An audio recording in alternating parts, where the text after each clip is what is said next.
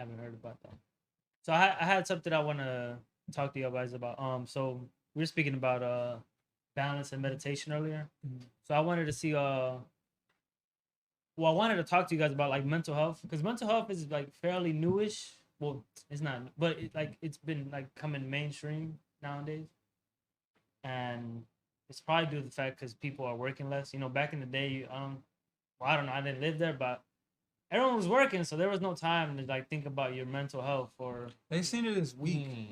They just like classified it as weak. If you were going through something Oh no. mentally, Well, yeah, wait, what? You don't know No, what? no, go ahead. no. No, I mean, yeah, that goes to the that goes Spider-Man. back to like the manly thing. Like that's just like, oh, don't show emotion, Yeah. Okay. So because people are sad, people are happy, throughout history. Yeah.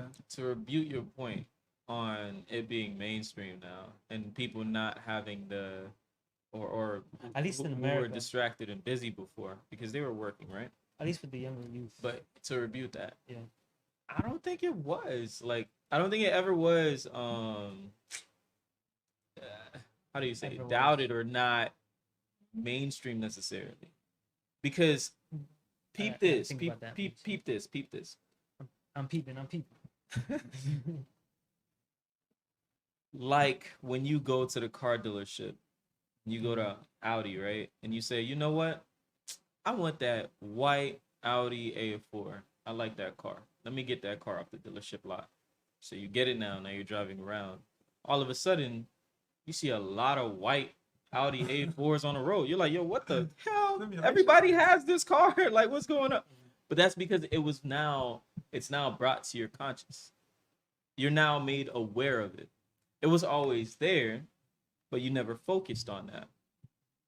It would just, pass through you. You would never think about that. So, because you have this new way of thought or this new mindset where you're more focused on, on health, on mental health, on physical health, or whatever the case may be, this is what's brought to your awareness and attention. So now you're starting to see more blogs or more websites or man, even the way that they're doing advertisement now on social media, like they're selling your information so quickly to the point where as soon as you Google, oh, healthy diet, now the next thing that's advertised to you is, oh, check out this mental health post on the Healthline or something. You know what I'm saying? Like it's now brought to your awareness. Whereas the people who don't have that as a focus, they get whatever it is that they're focused on. They see whatever it is that they're focused on. So if they don't wake up with the idea of mental health or whatever the case may be, it's not going to be brought to their attention. They'll be focused on something else, like maybe cars. If they like Rams or trucks or something, they'll get a ton of trucks and Rams on their, you know. No, I totally agree. What I was trying to say though is like back in like the 1800s or 17, like in the past, like people, I don't, They weren't talking about it. they did everything kind of like went back to religion, I believe, at least back in the day. Like not like like if you were sad, like oh go like pray or something. Like there wasn't like a therapy or like psychology, like you couldn't go to a psychologist unless you were crazy. And like that was like even like in the 1900s, like 50 years ago or like the 1950s. Like if you were going to a psychologist, people thought you were probably crazy, and that's still the case in like like other countries, like other parts of the world. But I feel like here in the U.S., like especially with like the younger generation, like it's becoming more Prevalent. and like more prevalent, more like open in a way. Like people are talking about it more I think and its importance. I think especially when the bullying shit, when bullying and all of that was really at its peak because bullying has been around for the longest. But that's when people really start and suicides, depressions, all of that. Like that's when people really started to make that a topic of their conversation. Like it can all go back to mental health. Back then, people weren't really paying attention to it like that. Like and in like the 20th century, they really weren't paying attention to it like I that. think you have more connected societies and like lifestyles. People were more connected. So if you were growing, even just like 20 years ago, just the neighborhood that you grew up in, right? Let's just say your family was what is it? Anglo-Saxon. Huh? White. What? White? No, it doesn't matter. Like, all right, let's just say your family were your mother, your mom and dads or whatever were immigrants, right? And they came over from a different country. Yeah. They would find themselves living in the same community as this. You know what I'm saying? Like themselves. They want to be in a community that looks like them, basically. Speaks their language. So if you're white, you're most likely gonna live amongst white people. If you're, black, you want to try to live whatever the case may be. But that's like that's already in you, right? You just want to be around people who look like you. So at that time, and not even look like people you're comfortable with, but you're most likely to be comfortable with people who look like you, right? Yeah. So, yeah.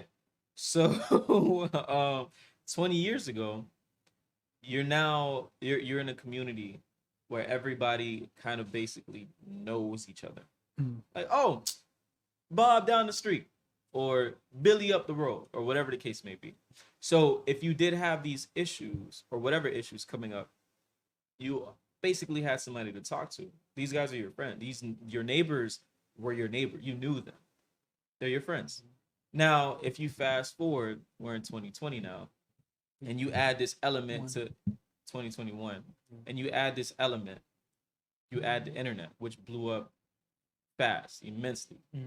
Yeah, and you create this connection, like this. You tell people, okay, yo, this is connecting you to someone else, someone who doesn't even live near you. You could have this tight connection with someone who's 100 miles away from you, right? But that also puts you in the same bubble as the people who may not like you, may despise you. So now instead of having to leave your community or go to school or go to work or whatever to get this hate, you're getting it for free every day on your phone. You know what I'm saying? So it automatically like kind of affects your mental health because you're getting this all the time, like 24/7 almost.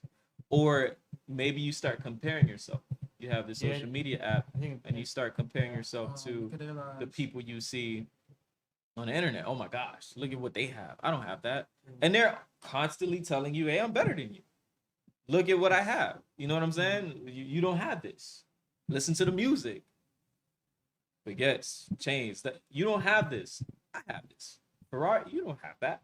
Like that already lowers you in a sense. That drops your the best way for me to explain it is through. I mean, yeah, you can use words like that, but the best way for me to explain it is a vibration in a sense, right? It lowers yours in a sense. What's up? I'll add that. I mean, social media did do a lot of damage in terms of like, well, it's added a lot more difficulties with and struggles with mental health, like, because like you mentioned with like suicide and stuff, like the year of social media, like Facebook and stuff. I think there was like a 400 or 200% increase in like the amount of teen suicides that year. Oh, when they first started up Facebook? Yeah, but in terms of mental health though, I don't think that not having social media eliminated it. Like for example, you look at veterans. It didn't. Yeah, there's all different aspects of life that would affect your mental. Yeah, like for the veterans, for example, like people who fought in the war and stuff. They have the PTSD. But doesn't that still? All right. So for an example, right? You're leaving your home. You're shipped off with a group of people. Yeah. With guns. Told to go fight other people with guns. Mm-hmm. If that doesn't do something to your mental health, I don't know what does. Like, and then the people you're going to fight hate you. You could die any They don't moment. like you, and your life is Yeah. constant. You're And it's high alert all the your time, adrenaline is pumping, bro. Like, and it never gets your nervous system never really truly gets the time to You see your calm down. comrades die often too. Like you got people next to you Yeah. dying, Yo, injuries. war is crazy. All of that plays a War factor. is let me crazy. add to this. Some people get that your nervous system never truly gets a chance to chill and calm down now without going to what Yeah. and what triggers it are things like fear. Yeah. For sure, bro. And it's like, it's not just like, it's constant. That's what really ingrains it. Yeah, Like if it's constant, 100%. You're always, I don't know, man. Like it's just being afraid to live or to do something or whatever. Which Afraid is that you would be ridiculed well, by your something, body, whatever. your body becomes, it, and then subconsciously, yeah, you and your then body doesn't want to experience, so it does certain things. when your So- nervous system finally gets to chill, or you get it to the point of like relaxation, maybe you do some meditation, or you practice that, or you practice whatever, you clean that out of your system, and you chill. Because I remember this was happening to me. I was like afraid to walk. I was afraid to just at a park. I wouldn't dare do that. Yo, you want to go to a park and go chill? Nah. What? like what? That's dangerous. I don't want to do that. Somebody's gonna like kill me or rob me or something. Like you already have this predisposed fear in your system and you don't even know why. You don't have the answers to it. So instead you just come up with these, these scenarios. I have an idea why. Of course, constant you have Bro, I'll give you one big one. racial profiling. I'll give you a bigger one. Actually, and in your hood, wherever hood you are in, as a black The man, biggest one to this day. spirit. News. Oh, fear. Oh, you're talking about. Bruh, news will kill your shit. Cause yo, it'll have you like profiling somebody or a group of people that you don't even know. So just imagine, right? You would turn on channel whatever news and they're playing terrorist bombings or Islamic whatever protests or whatever, and you're seeing people with masks like or turbans or whatever the case. So now you already have this like image ingrained in you. Those people are bad. You know what I'm saying? They're telling you that all the time. Especially if you don't have any in your community. You don't have no knowledge of them. them. You've never seen them, whatever. Those people are bad. So now one day you go to Walmart, Walgreens, Target or Target or something, and you walk around and you see somebody wearing a turban. Mm-hmm. Now you're keeping in like the distance between you and that person is immense. You have this destined fear because of news. I mean, that is the ingraining of fear. That's how you get that fear to just but they do that on purpose, especially after 9/11. The spike of like fear of people that was Muslim or that wore turbans. You can look at it now. They were like, yeah, I want to steer clear from that person. You can look at it with COVID. COVID has caused a lot of hate towards Asian people. Like there's been that's why they started the AAIP, the support thing. Asian Lives Matter and all of that. Yeah, it's just.